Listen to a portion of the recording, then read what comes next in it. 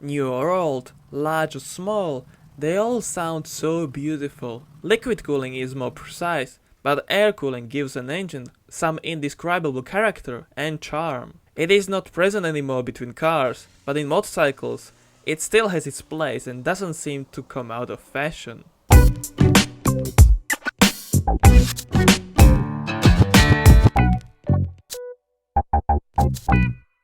Ducati 900 SS. Besides a slight pause in production between 1981 and 1988, the Supersport was in production for a very long time. Actually, it came out not long after the very first L twin engine with desmodromic camshafts was introduced. The first model even featured a bevel gear driven camshaft.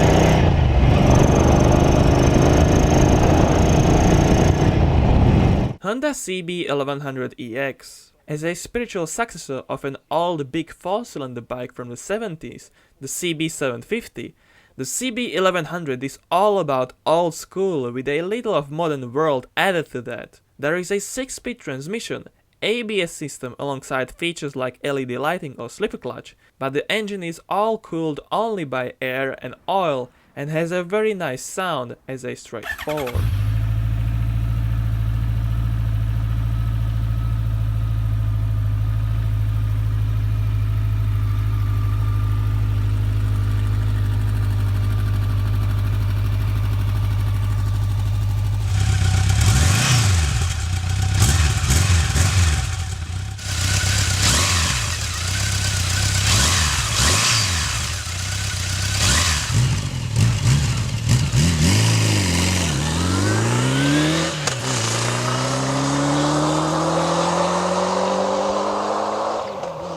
BMW R NINE T. The R NINE T is the perfect machine if you love the twin-cylinder boxer and want something else than a big GS like everybody else has. It only has air and oil cooling, pretty stunning design, and some special features like an exhaust on the other side or a single-sided shaft-driven swing arm.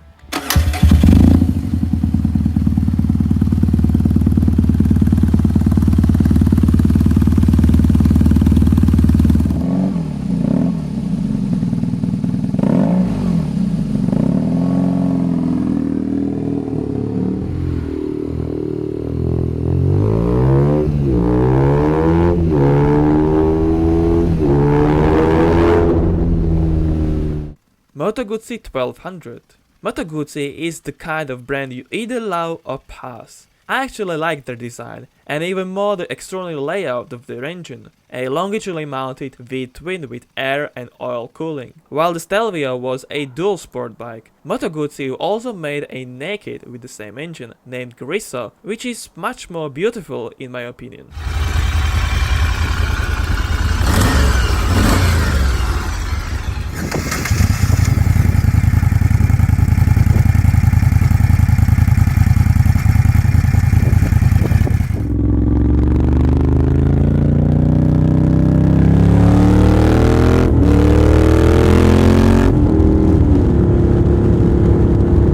Harley-Davidson 1200 Roadster.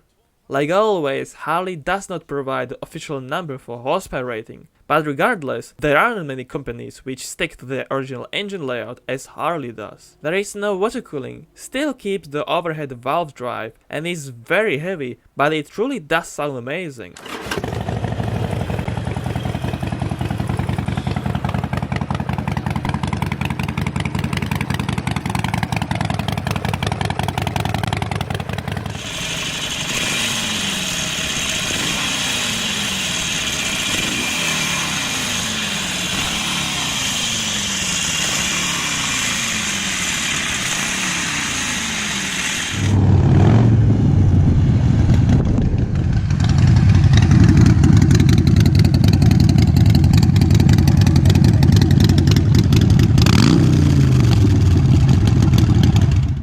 Honda CBX.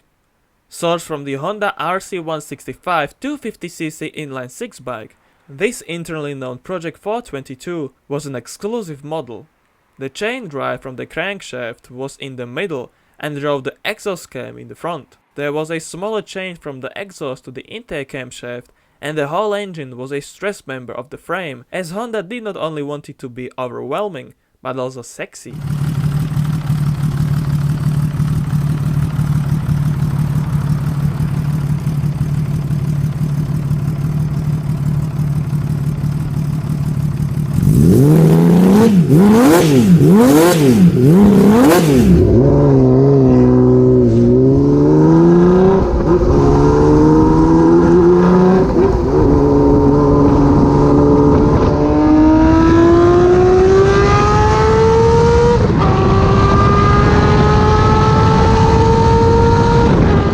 Kawasaki H1 500. The H1 was the first baby of Kawasaki's triple series. An engine is thought about inline or V engine with 2 or 3 cylinders. As the middle cylinder's temperature was no issue, the inline 3 was chosen and received a Hoonigan reputation. That was due to its raw power, low weight and one of the best acceleration times at the time.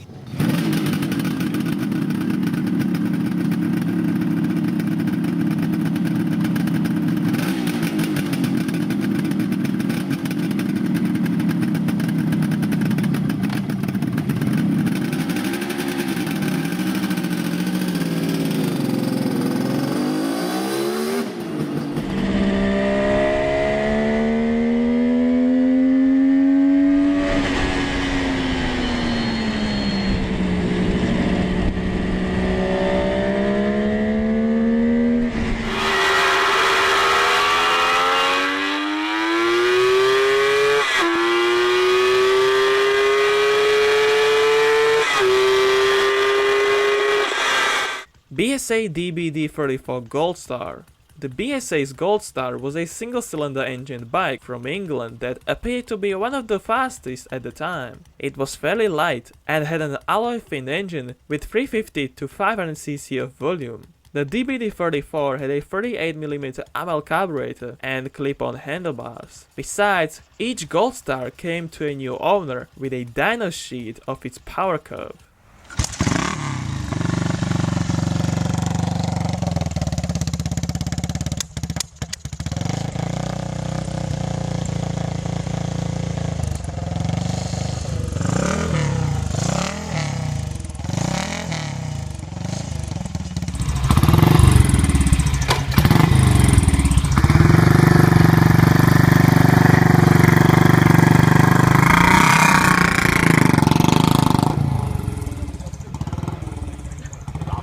Ariel Square 4. Possibly there are only 2 production Square 4 engines ever, and the Ariel has the only one cooled by air. It is not a sporty bike, more like a commuter, but with a distinctive sound. The model featured a twin crankshaft setup with a single head. Later, the Healy 1000/4 used the Ariel's engine.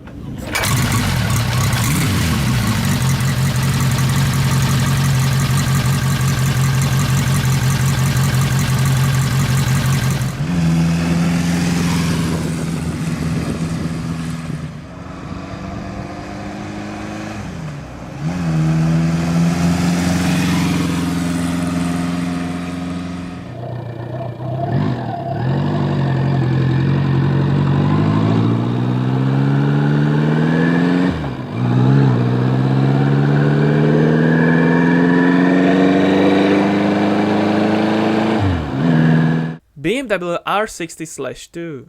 The Boxer twin-powered R60 model was produced as a two-wheeler, but was great as a sidecar. Some models use present conventional telescopic front fork, but mostly the Earl's triangular fork was installed. It was based on a leading link which pivots behind the front wheel. This system was less prone to diving during hard braking, and changes in wheelbase were much smaller.